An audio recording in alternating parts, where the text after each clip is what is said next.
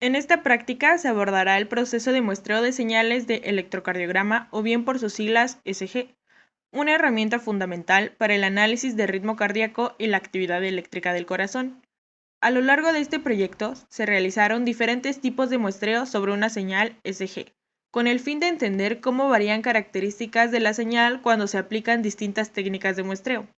Este video incluirá el cálculo de los parámetros necesarios para cada tipo de muestreo, el circuito armado para la adquisición de la señal y las diferentes señales muestreadas para observar el comportamiento de la misma bajo diferentes condiciones. En esta práctica, los componentes principales utilizados fueron la Raspberry Pi, la tarjeta de amplificación basada en AD8232, los electrodos para la adquisición de la señal SG, el módulo Bluetooth para la transmisión de datos y algunos componentes adicionales para pruebas complementarias como un LED amarillo y una resistencia de 330 ohms. En el caso de la conexión de la Raspberry Pi con la tarjeta AD8232, no fue necesario realizar cálculos complejos de componentes, ya que la Raspberry Pi y la tarjeta AD8232 se conectan directamente sin necesidad de componentes adicionales de ajuste. El voltaje de salida de la tarjeta AD8232 se adapta a los niveles de entrada de la Raspberry Pi, lo que permitió realizar las pruebas de muestreo sin requerir transformaciones adicionales en los componentes de la señal.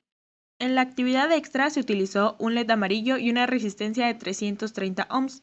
Para calcular la resistencia adecuada que se debe conectar en serie con el LED utilizamos la ley de Ohm, donde los 3.3 volts es el voltaje de salida de la Raspberry Pi, los 2.1 volts es el voltaje típico de un LED amarillo y los 20 mA es la corriente deseada a través del LED, dando como resultado 60 ohms, lo que quiere decir que se puede utilizar una resistencia de 60 ohms. Sin embargo, decidimos utilizar una resistencia de 330 ohms para limitar aún más la corriente y asegurar que no se sobrecaliente el LED, ya que una resistencia más alta reducirá la corriente y protegerá tanto al LED como a la Raspberry Pi.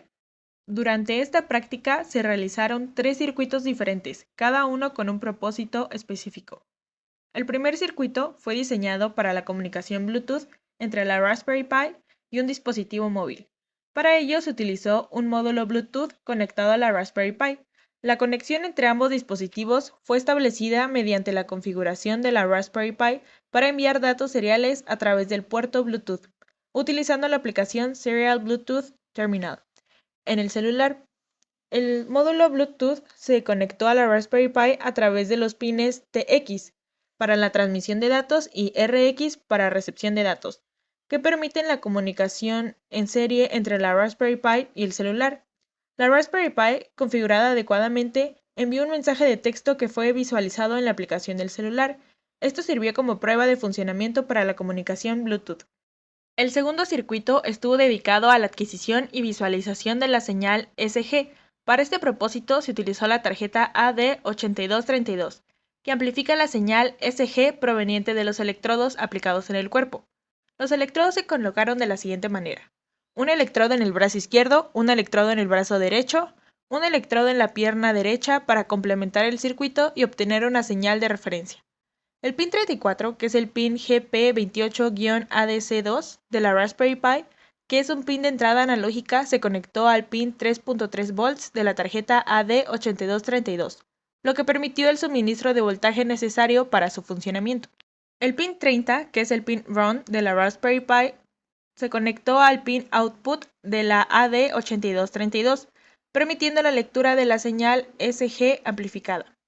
El pin 3, que es el pin GND de la Raspberry Pi, se conectó al pin GND de la AD8232, asegurando la referencia común de tierra entre ambos dispositivos. Este circuito permitió que la señal SG generada por el cuerpo a través de los electrodos fuera amplificada y enviada a la Raspberry Pi para su procesamiento y visualización en la pantalla de la computadora. El tercer circuito fue una extensión del circuito anterior, con el objetivo de visualizar la detección de señales SG a través de un LED amarillo. Se utilizaron las mismas conexiones del circuito anterior, ya que el propósito era continuar utilizando la tarjeta AD8232 y los electrodos para la detección de señales.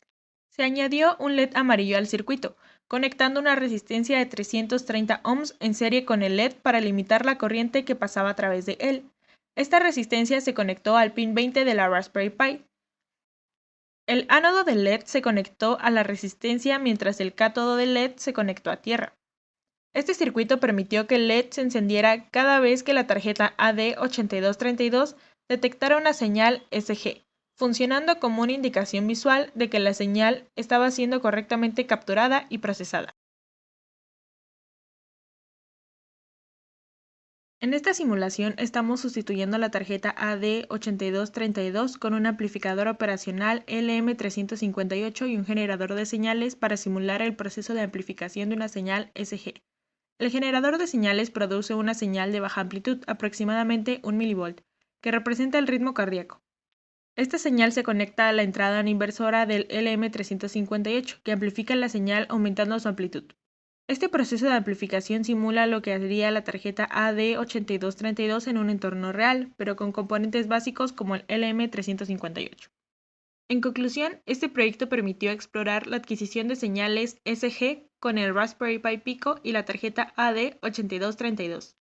Aunque no alcanzó la tasa de muestreo esperada de 200 muestras por segundo, logrando solo alrededor de 35 muestras por segundo, el experimento fue valioso para comprender el proceso de muestreo, la integración de hardware y la comunicación Bluetooth. Estas lecciones nos preparan para optimizar futuros proyectos.